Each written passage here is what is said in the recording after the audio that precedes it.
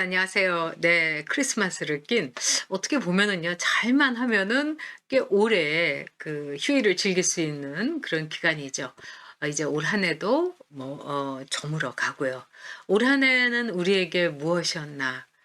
개인적으로 뭐 여러 가지 일이 올해도 있었습니다. 근데 이 나라, 그다음에 이 사회, 또 우리나라의 미래를 생각하면은 굉장히 고통스러웠던 한 해였다. 매일매일 가슴에 터질 것 같은 분노와 좌절, 그다음에 이 기가 막힌 현실을 어떻게 극복해야 할 것인가, 스스로를 매일매일 이제 격려하고 막 부둥켜 안고 이러면서 지내온 1 년이 아닌가 이렇게 생각합니다. 물론 코로나의 그 두려움, 또 그 위력 우리가 잊을 수가 없죠. 근데 제가 이렇게 생각해 보니까 올 한 해 '아 참 저 사람 애썼다. 그리고 저 사람 내가 생각했던 것보다 참 꽤 괜찮은 사람이었다.' 이렇게 생각한 사람이 있었어요. 여러분들이 잘 아시는 진중권 선수입니다. 진중권 선수하고 저하고는요, 뭐라고 할까? 이 같이 이렇게 프로그램도 많이 하고 또 따로따로도 했었어요.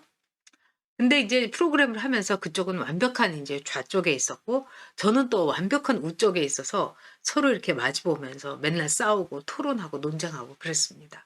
그래서 저도 그렇게 좋아하지 않았어요. 물론 그 사람도 안 좋아했겠죠.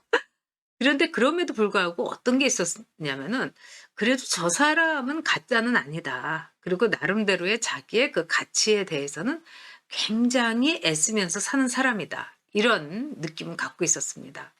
진중권은 어떤 사람이라고 할 수 있을까요? 이렇게 보면 굉장히 내성적인 사람, 그리고 사람하고 접촉하는 걸 그렇게 좋아하지 않는 사람. 예를 들자면 우리가 방송을 하고 이제 녹화를 하고 나면 뒤풀이라는 걸 하는데, 그 뒤풀이에 저나 정봉주 선수는, 또 뭐 안영환 선수도 그렇고요. 기를 쓰고 이제 참가를 하고, 그다음에 이제 애를 쓴 스태프들을 이렇게 어루만져 주고, 그다음에 스태프들하고 얘기하고, 어떻게 보면 방송보다도 저는 뒤풀이를 더 좋아하는 사람이었다. 이렇게 볼 수 있죠. 근데 진중권 선수는 녹화 끝나자마자 그냥 갔어요, 집으로. 그리고 그때 우리가 인제 이 먹으라고 이렇게 도시락을 줍니다. 인제 밤늦게까지 하니까. 그러면 그 도시락 남았으면 그 도시락 챙겨 가지고 가서 자기 집에 가서 먹겠다. 그다음에 내일도 이 도시락 이 2개 갖고 나눠서 먹겠다. 뭐 이렇게 말하는, 어떻게 보면 참 '살아가는데 돈 안 들겠다.' 이런 생각도 들었고요. 그다음에 이제 옷을 그때 코디가 다 해 줬는데 언제나 그 시즌별로 똑같은 옷을 입고 왔어요. 그러니까 봄에 입는 옷, 여름에 입는 옷, 가을에 입는 옷, 겨울에 입는 옷, 4 벌. 그다음에 운동화. 그다음에 손에 아무것도 들지 않고, 진짜 그 휴대폰도요, 이 폴더폰, 요즘 들어서 할아버지 할머니들이 쓰는 것 같은 그런 폴더폰 하나 들고 왔고, 그다음에 연락을 해도 연락이 안 되는 경우도 많았던, 굉장히 그 자기만의 성, 그다음에 자기가 유일하게 사랑하는 루비라는 고양이하고 그냥 둘이 있는 거예요. 그러면서도 인제 가끔 얘기를 들어보면 좋아하는 음식, 그러니까 뭐 파스타에다가 화이트 와인 한 잔 곁들이는 거, 집에서 그렇게 먹는다 이런 얘기를 하더라고요. 그래서 아주 이 우리가 오랜 뒤에 한번 제가 진중권 선수를 저희 집에 초대해 가지고 파스타하고 화이트 와인을 같이 마신 적이 있어요. 얼마 오래되지는 않고. 근데 이제 그런 인제 상황을 거쳐 가지고 우리가 문재인 정권에 대해서 '설마.' 했는데 인제 이런 분노를 하게 된 거죠. 저도 분노해서 저의 그 분노 게이지는 일찌감치 폭발했고, 근데 이제 조국과 정경심을 통해서 진중권의 인제 분노 게이지가 폭발을 한 거죠. 그래서 진중권이 올 한 해 동안에요, 이 조국에 대해서, 정경심에 대해서, 그리고 문재인 정권과 민주당에 대해서 쏟아냈던 말, 이거는 굉장히 임팩트가 강했고, 그런 점에서 참 고맙게 생각했습니다. 그리고 저 사람은 어떻게 보면은 진정한 좌파다. 우리가 좌파가 있고 우파가 있는데, 이 우파하고 좌파의 가치는 굉장히 다르죠. 좌파는 이제 꿈을 꾸는 사람들이고, 우파는 현실에 책임을 지려고 하는 사람들이죠. 그래서 좌파는 노래와 술과 사랑과, 그다음에 뭐 이 제가 최근에 이제 재밌게 읽은 이 사랑 예술 정치의 실험, 파리 레프트뱅크에 관련된 책인데, 이 책에서도 보면은 그런 얘기를 해요. 이 좌파들은 한 번에 여러 사람을 뭐 성을 초월해서까지 사랑하는 것도 목표도 했었고 늘 이제 꿈을 이상을 가지고 이 현실에서 붕 떠 있는 사람들이다. 사르트르도 보바르도 다 똑같았죠. 샤멜 베케트도요. 근데 그런 점에서는 이제 진중권한테 그런 좌파의 특성이 굉장히 있었던 거죠. 자, 사진 한번 보시겠어요? 제가 오늘 그 녹화를 위해서 일부러 제가 이 사진을 이제 찾아봤어요. 이게 이제 저희 이제 일했을 때인데 그때 이 뒤풀이에 진중권 선수가 나왔을 때가 굉장히 이렇게 참가했던 적이 많지가 않은데 저 때 아마도 이제 그 정봉주 선수가 서울시장 출마한다고 해 가지고 우리가 송별을 했을 텐데 그때였어요.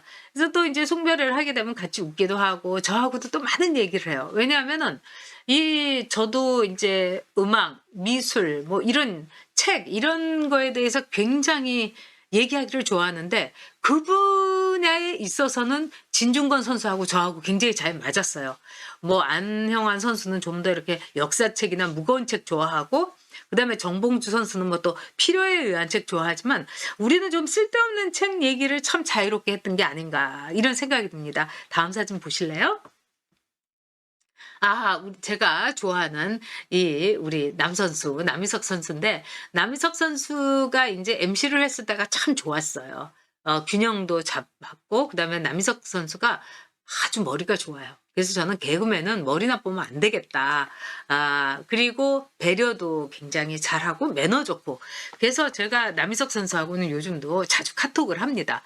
이번에 그래가지고 윤미향이 할머님 안 계신데 그 할머님 안 계신데 그리워하면서 뭐 기로녹 할머니를 그리워하면서 생일 파티를 했다 이렇게 SNS로 올리니까 남희석 선수가 저한테 뭐라고 했냐. 아니 본인 없이 생일 파티 하는 거는 크리스마스 말고 없는 거 아니냐 이렇게 아주 촌철살인을 한 적도 있었죠. 남희석 선수도 우리랑 같이 뒤풀이 많이 했었죠. 네. 자, 이때가 여러분 불과 2년 전인데 저나 안영환 선수나 이때만 해도 굉장히 팽팽하지 않았습니까? 자, 세월이라는 게 이런 건가 봐요. 그리고 저는 나이 들어가는 게 참 좋은데 안영환 선수나 저나 참 이 좋은 모습으로 나이가 들어간다. 얼마 전에 또 안영환 선수하고도 뒤풀이 했었는데 그러더라고요. 참 자기가 든든하다. 그리고 저도 그랬어요. 안영환 선수를 통해서 내가 정치권에서 유일하게 건진 사람이 당신이다. 이러면서 우리가 서로요. 이 품앗이 하면서 칭찬해 줬죠. 여러분 안영환 선수 늘 성원해 주세요. 그때도 이제 우리가 참 즐거웠었어요. 여러분들이 이제 그리워하시는 오른쪽이 이제 정봉주 선수인데 그리고 이제 왼쪽이 안영환. 정봉주라는 사람은 참 인간으로서는 재밌고 또 아주 좋은 사람이에요. 그리고 다른 사람한테 베푸는 거 좋아하고 머리도 좋고. 저는 참 '저 친구가 우파였으면 얼마나 좋을까.' 이런 생각을 참 많이 했는데 이 정봉주 선수도 저한테 "전효기가 좌파였으면 얼마나 우리가 힘이 됐을까." 이런 얘기했었어요. 근데 우리는 이미 이제 그 강을 건넌 거죠. 네. 자. 이게 이제 우리가 이제 왼쪽이 이 정봉주 선수고요. 또 오른쪽이 진중권 선수입니다.